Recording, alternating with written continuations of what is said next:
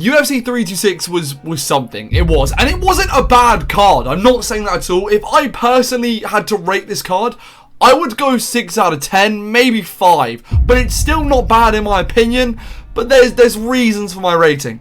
And also, guys, in this video, we'll be reacting to the UFC White House card just being released. And boy, oh boy, I have some things to say about that. The UFC is officially over. It's gone. Deceased. We're finished. We're so cooked.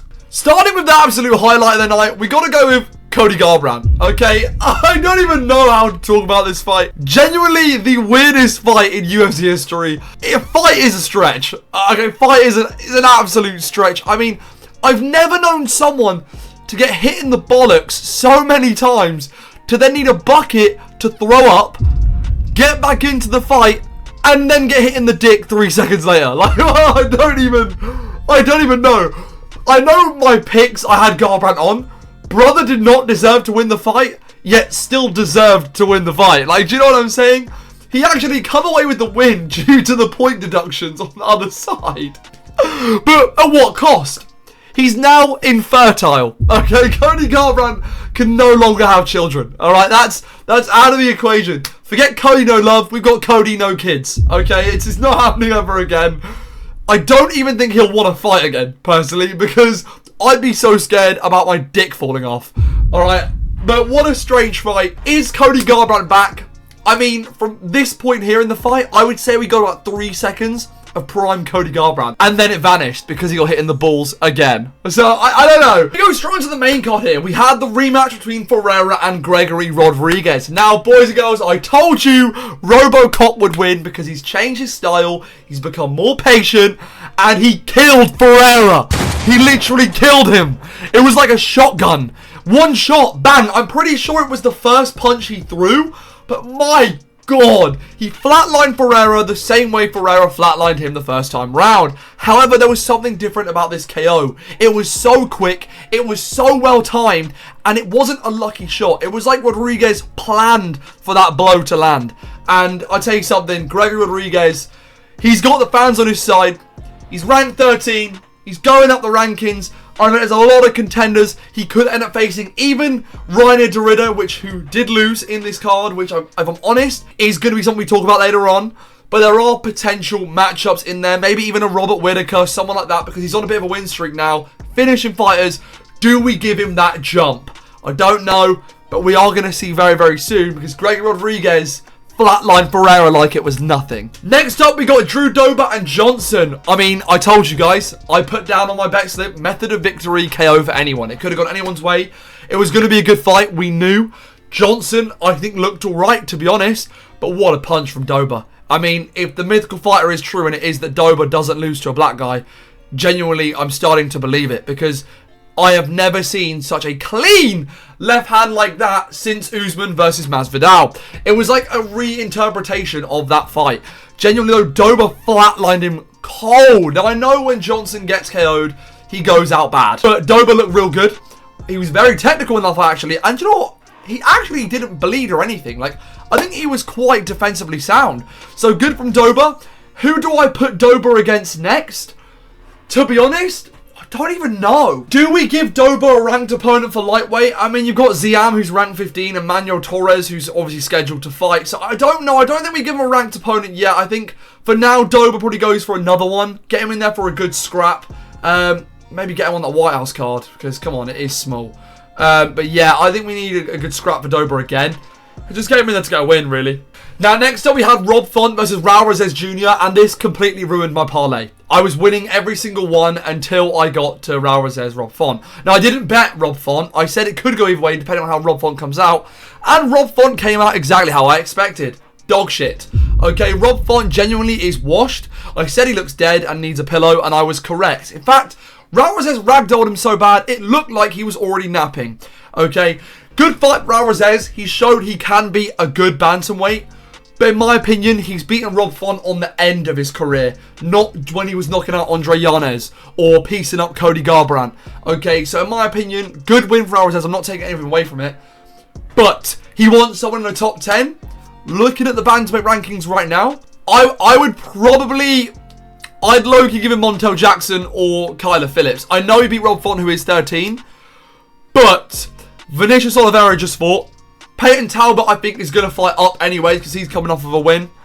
Unless you give him Marlon Chito Vera, who's just fought. But do we want Raul Rosales waiting a long time? I don't know. Because right now, that top sort of 8 is kind of chilling right now. They're all ready to fight each other. So in my opinion, you'll probably give him another rank 15 or 14. And then if he gets that, he can then go for a jump. But if Vera's down to go, then obviously we'll go Chito Vera, which could be a good fight. Then we go to the co-main, which I thought was an absolute boring fight. I know it was a bit scrappy, but I was actually really disappointed in Caio Borralho's performance. I knew Dorito would be sloppy. I mean, bro has a gas tank of a squirrel, alright? Genuinely got tired, like always.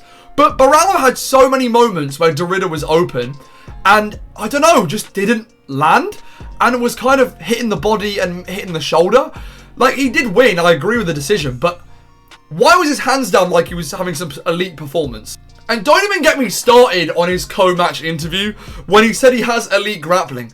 I was kind of looking at that and I'm thinking, no, bro, no, you don't. You don't have elite grappling. Bro, I know that my grappling is high level. His grappling is high level, but my grappling is in the highest level of this division. Because in my opinion, he was wrestled. And it wasn't anything special. I'm looking at the state of the middleweight division right now. He's obviously ranked 7. He just beat Dorito, who was ranked 8. Hernandez is going to have a bit of a layoff because he was finished. Adesanya's already booked. Strickland's just won. Imovov's scheduled to fight. You either jump in for Drakus, which I don't think will happen, or you just go Brendan Allen. You do. You really do. So I think you could see Borralho, Brendan Allen there in another fight at the end of the year, maybe. I think that's what we're looking at. And finally, we go to the main event, which was the BMF title fight between Holloway and Oliveira, which, in my opinion, was an absolute letdown. I think it was. Now, I can't blame Charles for capitalising on Max's terrible takedown defense, alright? And I am wearing a Max Holloway jumper, as you can tell, because I watched it this morning. But I've got to be honest. Max, I think it was just down to physicality. Max didn't seem to have the movement that he did have when he was on the feet. But I'm not making excuses. Charles Oliveira has been at lightweight longer, which means he's been used to the physique longer.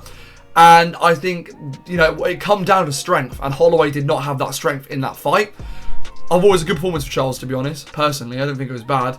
But in my honest opinion, I think for a BMF fight, don't call yourself the BMF when you cuddled yourself for 25 minutes. But then again, he had to do what he had to do to win. I get both sides of the story. Was it a good fight? Absolutely not. It was like watching Khamzat Chimaev and DDP2. Okay, it was pretty crap. And I think you might as well have just put that as a co-main on the White House rather than have that as a main event. But we didn't know it was going to be like that. But fair play to Charles. You can't knock it. But the result is the same either way. Ilia Topuria sends him to the Shadow Realm.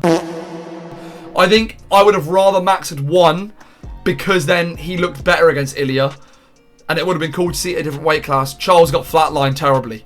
Okay, and I don't see Charles doing it again. Don't act like because Charles did this to Max, he's going to go do it to Topuria. That's not what's going to happen. Ilia is going to beat Charles again, obviously, because the chin isn't there. Topuria has a rocket for a hand. So in my opinion, it wasn't a great fight. It was pretty much a snooze fest, to be honest. But I can't knock Charles, for not, you know, capitalising on Max's terrible technical defense. It is what it is. I can't really complain.